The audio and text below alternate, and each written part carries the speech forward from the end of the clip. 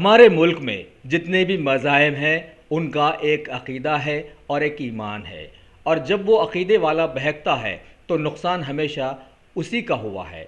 ऐसा होता आया है और आगे भी शायद ऐसा ही होता रहेगा।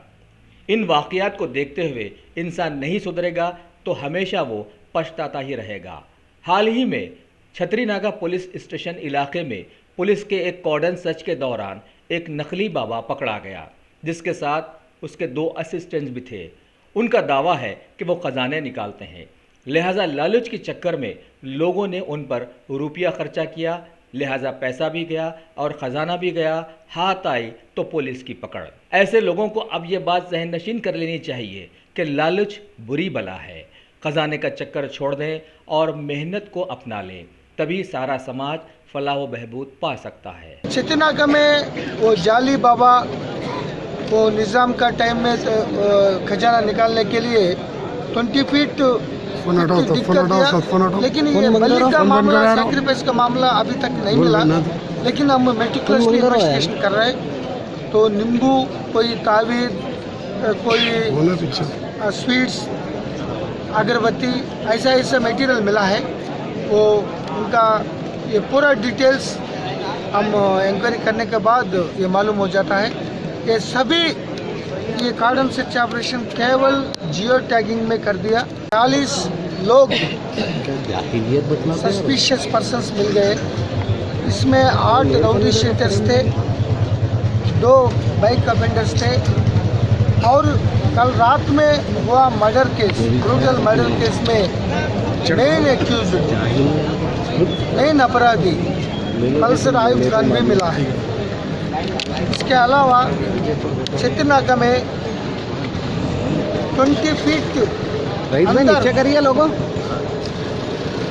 वो पिट फ्लो करके एक नकली बाबा, इनके 2 असिस्टेंट्स, ये निज़ाम टाइम में जो खजाना छुपा हुआ ये निकलने के लिए वो कोशिश कर दिया।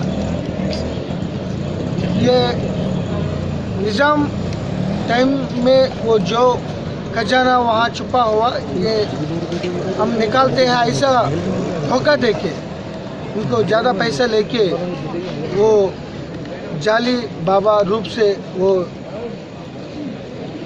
डिगिंग कर दिया। इनको भी वहाँ भी कार्डन सर्च करके ये 3 आदमी को कस्टडी में ले गए।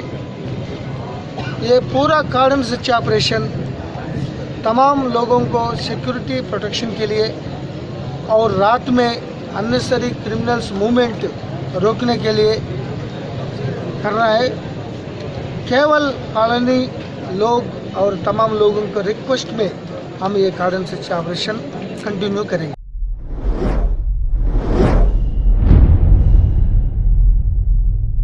हालिया बैरूनी रियासतों के इंतखाबात की मसरूफियत के बाद सदर मजलिस इत्तेहादुल मुस्लिमीन जनाब असदुद्दीन अवैसी अपने मकाम लौट आए हैं और यहाँ के सालों से चल रहे मसाइल में जुट गए हैं।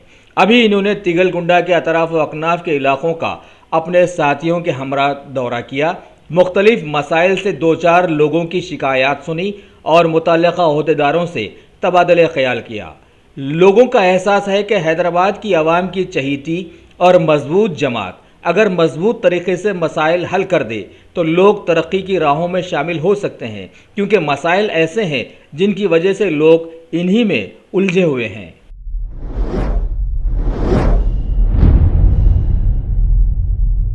सदर मजलिस इत्तेहादुल मुस्लिमीन जनाब असदुद्दीन अवैसी ने बानिए मजलिस इत्तेहादुल मुस्लिमीन जनाब बहादुर यार जंग मरहूम की सालाना बरसी के मौके पर उनकी मज़ार पर फूल पेश कर उन्हें खिराज अकीदत पेश किया। इस मौके पर जनाब सदर के साथ मजलिस के सभी MLAs, MLCs, कई कॉरपोरेटर्स और मजलिस की चहीती अवाम की कसीर तादाद भी मौजूद थी।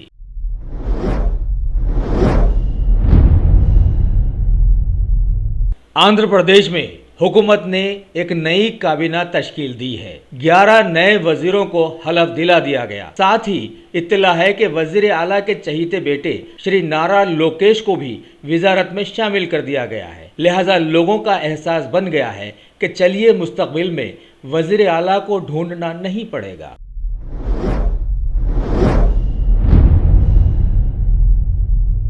तेलंगाना हुकूमत की जानिब से अक़लियतों के लिए सरकारी स्कूल्स में दाखिले की आखिरी तारीख बढ़ाकर 15 अप्रैल कर दी गई है। इस सिलसिले में आज मक्का मस्जिद में दाखिलों का एक खुसूसी कैंप मुनक्किद किया गया, जिसमें चारमीनार के मुकामी MLA जनाब पाशा खादरी ने बढ़ चढ़कर हिस्सा लिया। ये रियासत तेलंगाना हुकूमत की तरफ से उर्दू के रिहायशी स्कूल, जिसको रेसिडेंशियल स्कूल कहते हैं, ये कायम किए जा रहे हैं और इसके ज़रिए लोगों में तालीमी शऊर बेदार करने के लिए यहाँ पर एक कैंप कायम किया गया है। एक ऐसा स्कूल जिसकी ज़माने को ज़रूरत थी, क्योंकि गरीब लोगों में जिनको तालीम हासिल करने का शौक़ है लेकिन उनके पास असबाब नहीं है, ज़राए नहीं है, आमदनी नहीं है, तो वैसे लोगों के लिए एक नायाब और नादार मौका है। इसके लिए हम चाहते हैं कि ज़्यादा से ज़्यादा लोगों में इसकी तशहीर हो और इस स्कूल से गरीब लोग इस्तेफ़ादा करें। सिर्फ दाखिला ले लेना है, उसके बाद कुछ करना नहीं है। बच्चों को किताबें, ड्रेस, फीस वगैरह कुछ देने की ज़रूरत नहीं, सब हुकूमत की तरफ से इनको मिलेंगे, इसलिए कि बच्चे पढ़ लिख कर काबिल होकर डिग्रियाँ लेकर निकलेंगे। रियासती हुकूमत के पास रिहायशी स्कूलों का जो बंदोबस्त किया गया है, हर असेंबली हल्के में 4-4, 3-3 स्कूल खोले जा रहे हैं।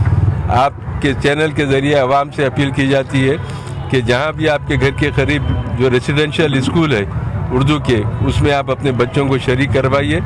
सिर्फ दाखिला ले लीजिए, उसके बाद बच्चों का रहना, खाना पीना, कपड़ा, ड्रेस, किताबें, ये सब हुकूमत फराम करेगी।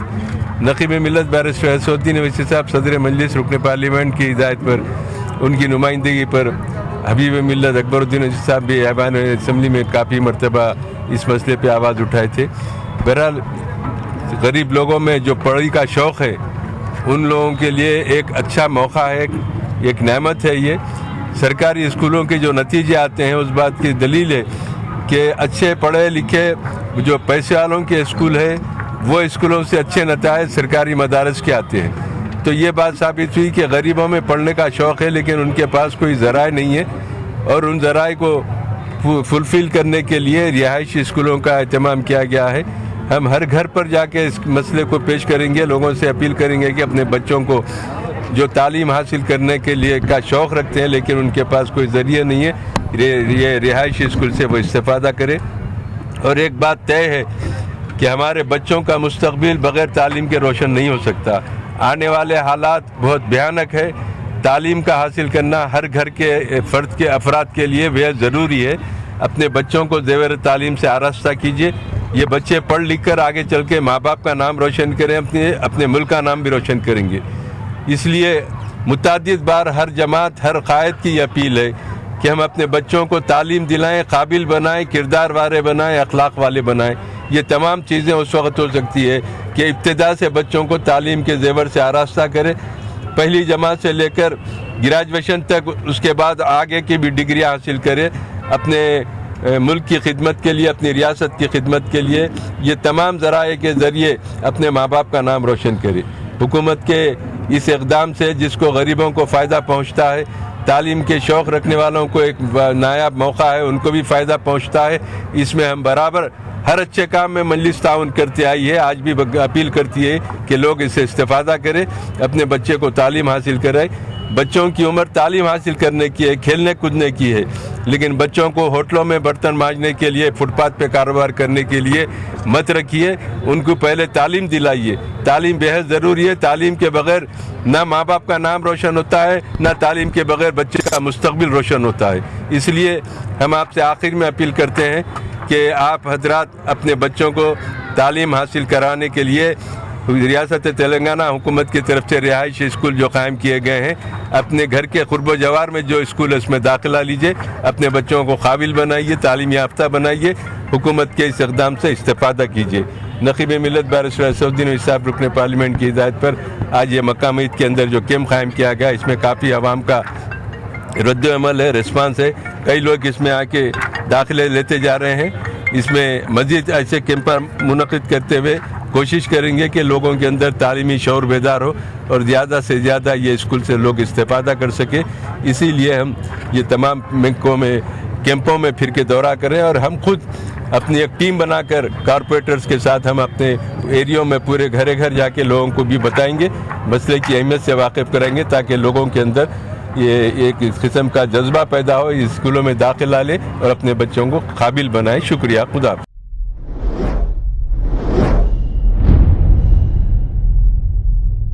जम्मू से श्रीनगर को जोड़ने वाली एशिया की सबसे लंबी सुरंग नुमा सड़क का पीएम मोदी ने आज इफ्तिताह कर दिया। 9.2 किलोमीटर लंबी ये सड़क जम्मू कश्मीर के उधमपुर को रामबन जिले से जोड़ती है।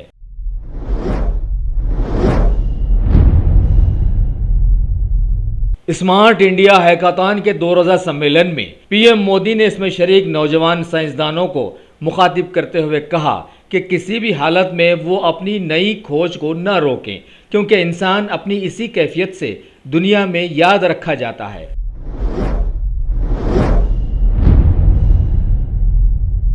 पीएम मोदी ने इलाहाबाद हाई कोर्ट की 150वीं सालगिरह के मौके पर मुनक़िदा तकरीब में हिस्सा लिया। उनके साथ सुप्रीम कोर्ट के चीफ जस्टिस श्री जे खेहर और वज़ीर क़ानून श्री रविशंकर प्रसाद के साथ साथ मुल्क की कई जानी मानी हस्तियों ने हिस्सा लिया।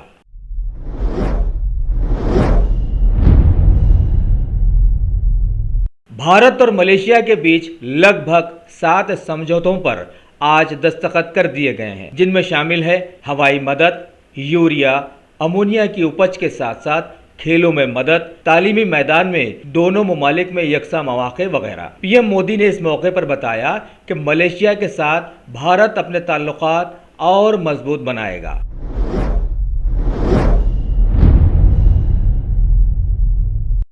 दिल्ली में न्यू डेवलपमेंट बैंक की दूसरी सालाना बैठक को मुखातिब करते हुए मरकजी वजीर खजाना श्री अरुण जेटली ने कहा कि आने वाले दिनों में पूरे भारत की तरक्की के लिए लगभग 646 अरब डॉलर्स की ज़रूरत पड़ेगी।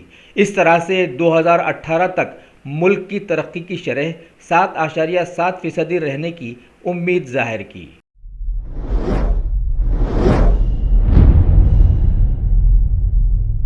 हालिया मुल्क में 5 रियासतों में इंतखाबात के चलते ईवीएम मशीनें तनाज़ात का शिकार बन गई थी।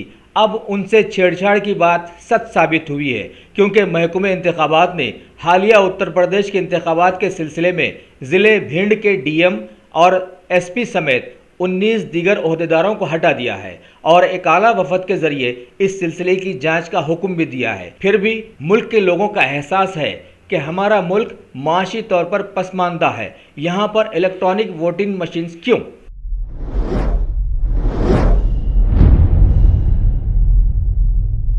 सदर जमहूरिया श्री प्रणब मुखर्जी आज झारखंड के दौरे पर रवाना हुए और रांची में रविंद्र भवन का संग बुनियाद रखा। बाद में बाबा वैद्यनाथ मंदिर में उन्होंने पूजा पाठ भी की।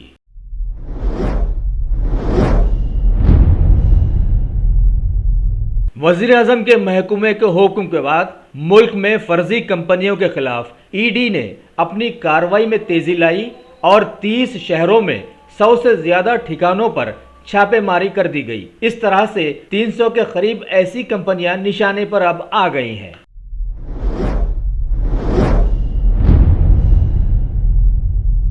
रियासत तमिलनाडु में सूखे से मुतासरा इलाकों की मदद के लिए मरकज ने 1712 करोड़ की रकम जारी की है और कर्नाटका के लिए 1235 करोड़ की रकम मुख्तस की है। पीएम ने दोनों रियासतों पर जोर डाला कि वो जल्द से जल्द योजनाओं को बरोकार लाते हुए पानी की जमाबंदी कर लें।